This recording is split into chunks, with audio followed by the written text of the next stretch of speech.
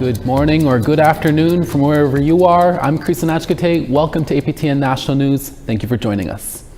A Toronto woman who pleaded guilty to Inuit identity fraud earlier this year could face up to 2 years in prison.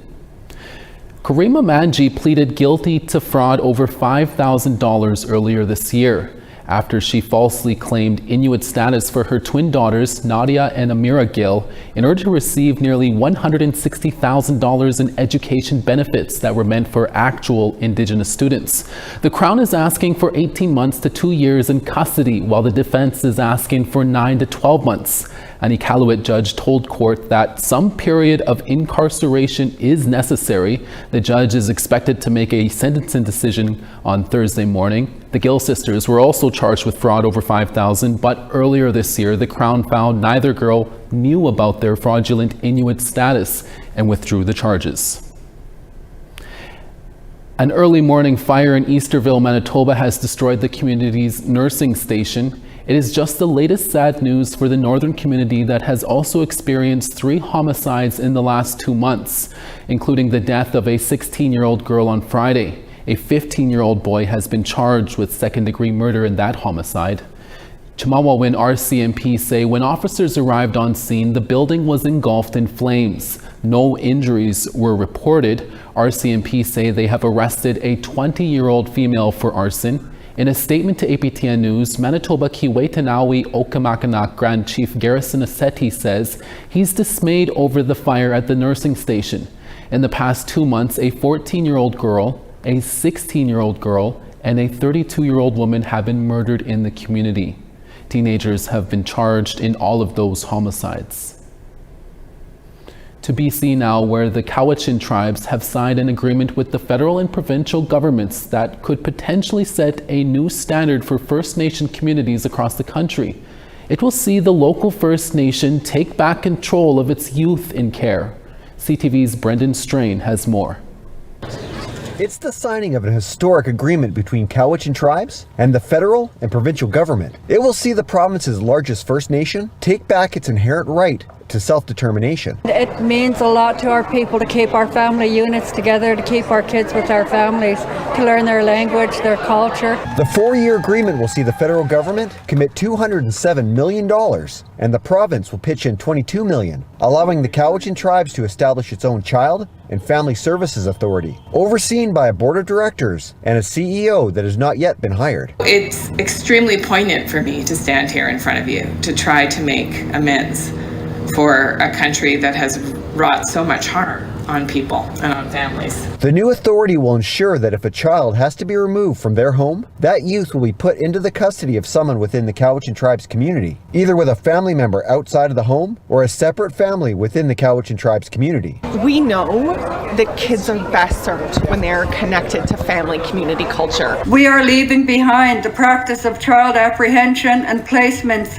that have alienated children from their families and our community for generations. Through the new authority, backstops will be established for families facing hard times, such as poverty, inadequate housing, substance misuse, or mental health issues. This holistic Cowichan approach focuses on enabling family wellness, respecting our children's best interests, and ensuring our teachings and values are passed on to future generations. It's been a long road getting to this historic point for the local First Nation. Years of negotiating with multiple levels of government led to a vote by the community last November. 83% voted in favor of establishing its own child and family services authority. 15, 20 years ago, who would have thought that today would happen? Who would have thought that they would have listened to our voice? Today is a day of celebration for Cowichan tribes. As members say, now the hard work will begin to create a framework that will set its children up for success while maintaining its rich First Nation culture. Brendan Strain, CTV News,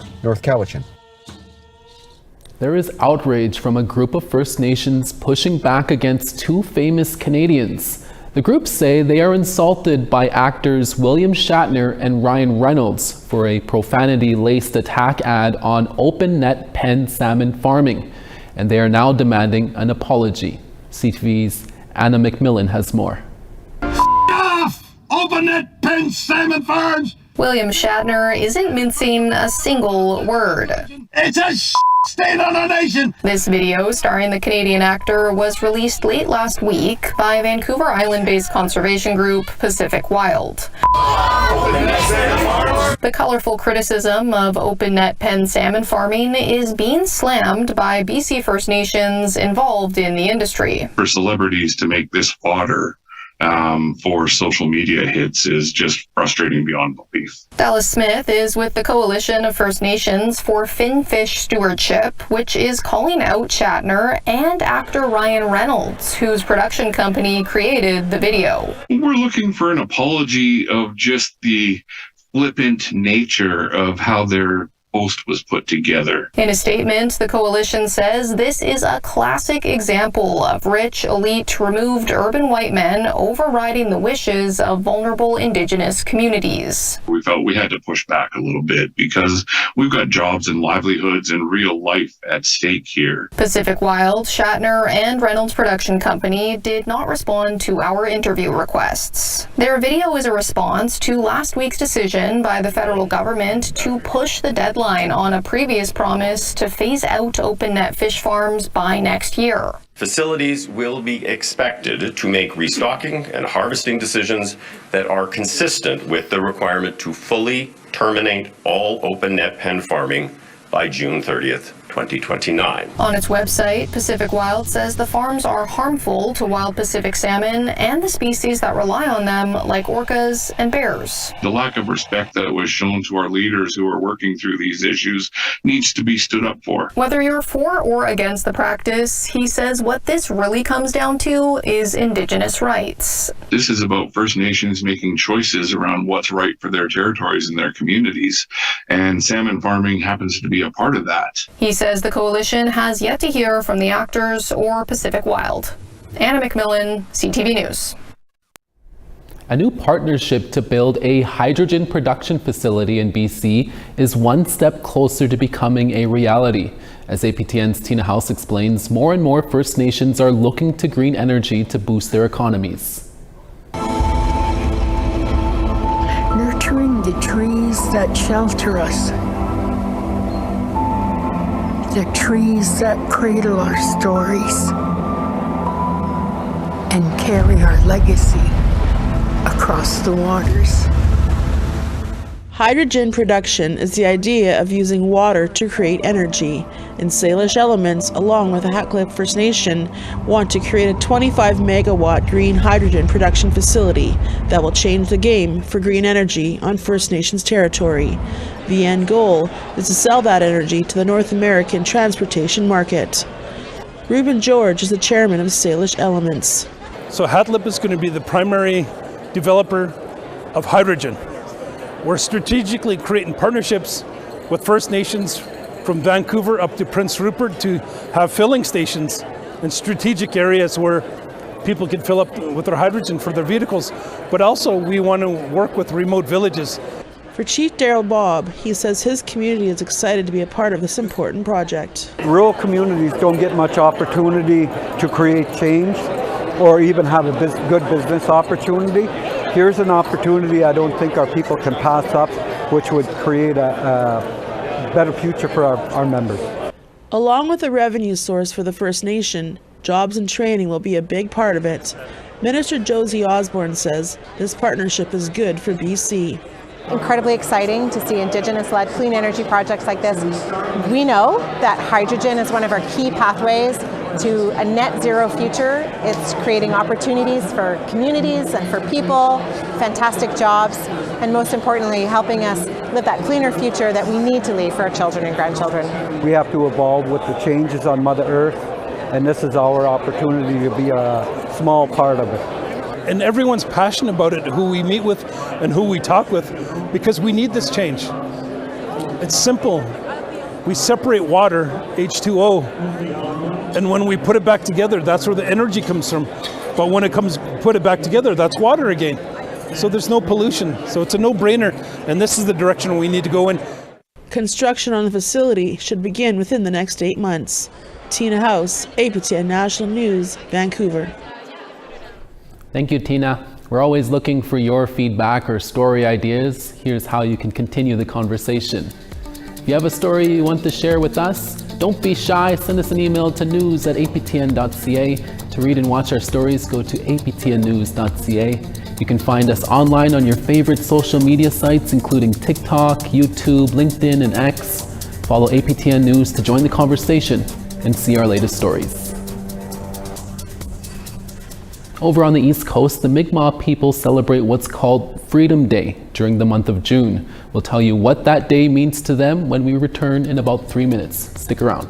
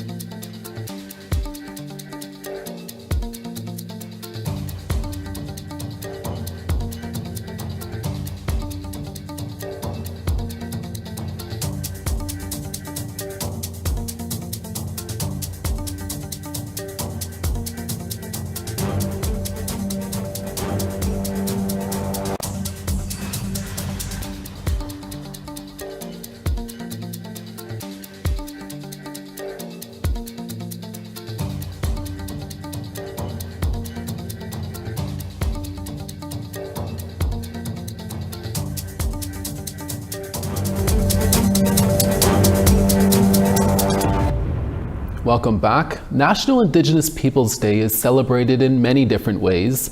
Among the Mi'kmaq in Nova Scotia, June 21st is known as Freedom Day. It is the day Indigenous children left the Shubenacadie Residential School for summer vacation. Angel Moore brings us the story.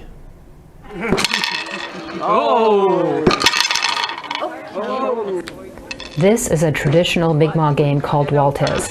Each player flips the 6 disc-shaped dice. All 6 facing up is worth 5 points. Waltez was once banned by the church. Playing the game is part of the festivities at this year's annual Freedom Day at Shubenacadie, Nova Scotia. But the biggest part of the Freedom Day is the walk. Benjamin Lafford is from the Eskazoni First Nation. He attends every year. It's important to me to take this walk for my children and my grandchildren. It's important for me to raise the awareness for our survivors as the Indian Residential School survivors. This is the 4th annual Freedom Day. It was the day the children left the Shubenacadie Residential School for the summer. Cassidy Gallant is one of the volunteers to organize this year's event. She is from the Elsipogtog First Nation in New Brunswick. Gallant walks for her great-grandmother. It felt right. It felt where I was supposed to be. This is where without my great-grandmother, I wouldn't be here. And I personally like to celebrate this day in walking home for her and walking the path that she did and being able to say that I'm here for her. Every year, survivors, families, and supporters retrace the steps taken by the children over 1 kilometer from the site of the residential school to the train station, where they would wait for the train to take home. The Shubenacadie Residential School was the only school for the Atlantic region. Over 1,000 children attended from 1930 to 1967. Joey Brooks also helped organize the event. So when we do this is in commemoration to all the survivors that were at the school, that had passed away over the time, and to raise continual awareness that we want the Indigenous children to be returned home. For school survivor Doreen Bernard, it's about education. Wherever events are taking place, it's an honor to the Indigenous people, and whether they focus on the survivors, like we do here, or they have Mawiomi or celebrate our culture in any way, it's really important just to educate people about who we are. Yes. About 200 people attended Freedom Day, and Lafford says he will be at next year's event. Oh, I feel real good. That's like a freedom. It's freedom for me. Nobody had to tell me to go back to residential school. Because nobody don't tell me what to do anymore. Angel Moore, APTN, Shubenacadie, Nova Scotia. Winnipeg's French Métis community got together for music, games, and community building on National Indigenous Peoples Day on Friday. Located in the city's French neighborhood of St. Boniface, the event called Tutam welcomed all ages to see performances by Francophone, Métis, and First Nations musicians.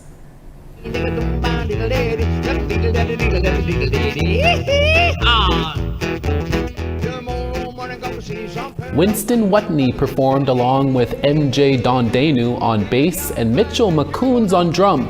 3 generations of Indigenous performers playing in sync at Tutam, which means all together in Michif. A Métis sash fit for a woolly mammoth adorned the stage while children tried to hit a bullseye with new friends. Festival du Voyageur spearheaded the event. Their lively Indigenous initiative coordinator Barney Morin says Tutam honors the community's French Métis roots. Métis still are always trying to find their place in society, and they're always trying to find their voice and where they can stand and be proud of themselves. So it's my honor to work with Festival and with Union and with other groups so that we can have a place where French Métis people feel accepted and feel like they're valorisé in French. You know, to feel like they belong to something certain. Because for a lot of people like myself, our Métisness involves growing up French.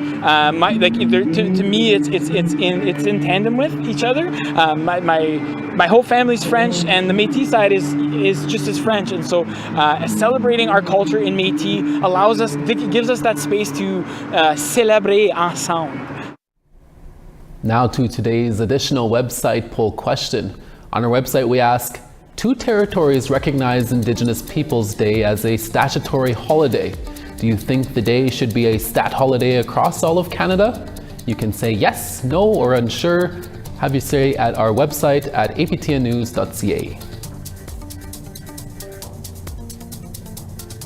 Stick around, we'll have more after this very short break.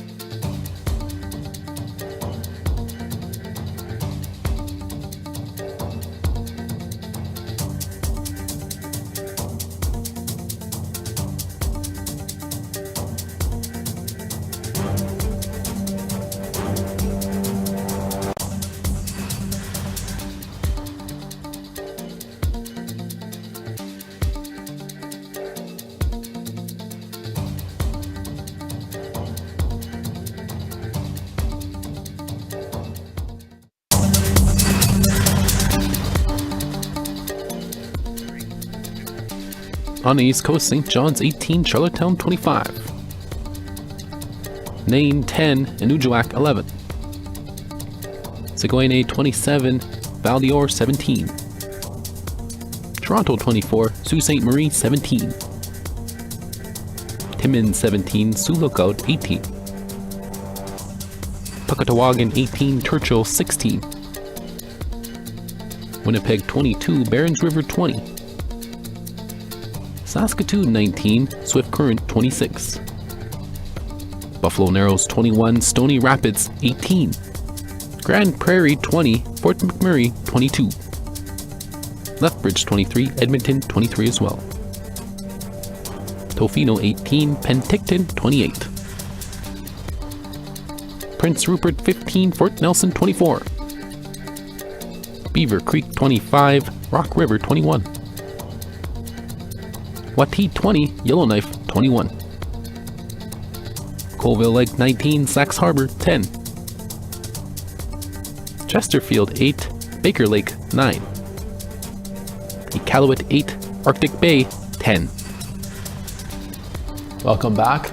An assistant professor in Indigenous Fine Arts at the First Nations University of Canada in Regina, Saskatchewan is teaching students about how to create traditional colored dye picked from raw materials on the land.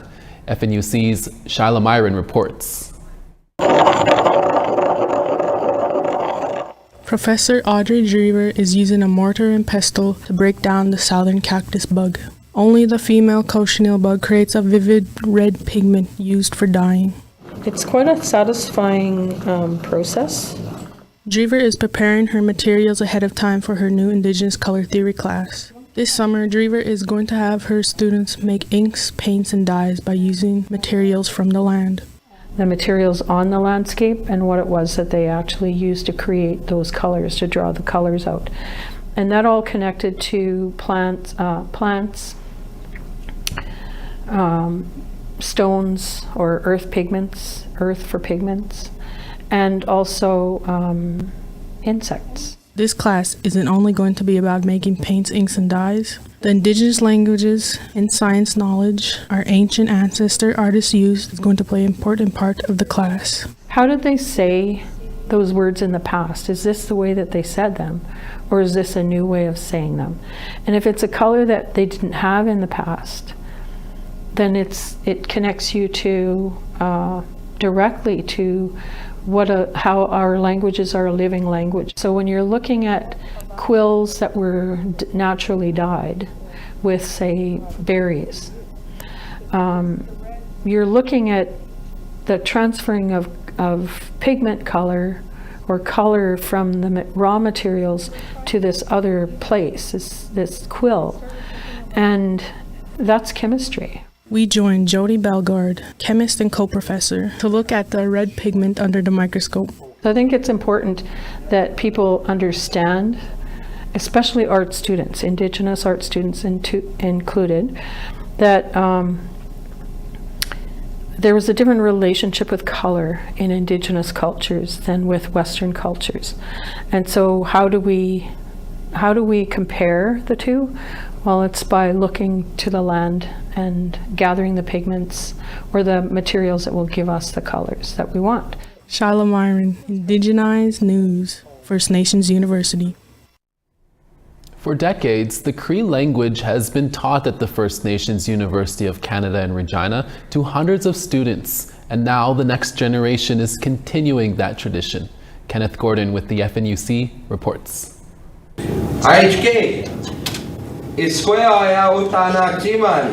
Working to bring back language to his community, 24-year-old Darian Agecoutay teaches Nehewawin at First Nations University in Regina alongside department head Solomon Rapp. However, for Agecoutay, it wasn't always this way. You need to really put yourself out there, with other speakers and be comfortable with making mistakes in the language, because that's what's most important, is that, again, trial and error. Sometimes you just have to say a word maybe 100 times before you get it right. Agecoutay, raised like most of us, did not hear his language growing up. Living on Cowes First Nation until the age of 17, he chose to pursue post-secondary education. Agecoutay then found his love for Nehewawin. We're all good, right? Now, Agecoutay is passing on that love for the language to as many others as possible. Ashley Spyglass is a student from Mosquito First Nation. Colonization took that from us, and now we're just starting to get our language back, and people like him are what we need. Because language is the vehicle in which drives culture and identity. It's who we are as a people. In the future, I just hope and envision for a world where we're able to speak our languages within our own institutions, together as a people again. There's hope that in the future, with the revitalization efforts Darien pursues, Indigenous language will be just as common as English. This is Kenneth Gordon, Indigenized News, Regina. Fun fact, Darien Agecoutay, the Cree professor you saw there, is my nephew, and all of our family continues to be proud of all of his success. That's your midday newscast for this Tuesday, June 25th. Dennis Ward will be back again for your evening national newscast. Oiler country and the rest of Canada is hurting today, but at least we can say Indigenous hockey star Brandon Montour of the Panthers is a Stanley Cup champion. Hi miigwech masicho. Thank you for watching.